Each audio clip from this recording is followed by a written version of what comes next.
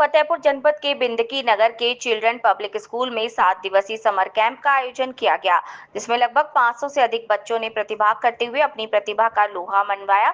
Summer camp के अंतर्गत विभिन्न प्रकार की प्रतियोगिताओं में जैसे खेल से जुड़ी प्रतियोगिता में बैडमिंटन, योगा, रोबोटिक्स, नृत्य, संगीत, ताइक्वांडो, इंग्लिश स्पीकिंग जैसी एक्टिविटी में प्रशिक्षण भी प्राप्त किया।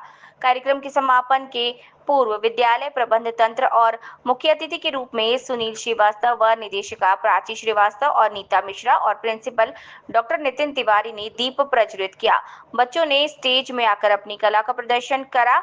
अतिथियों के दांतों तले उंगली दबाने पर उन्हें मजबूर कर दिया।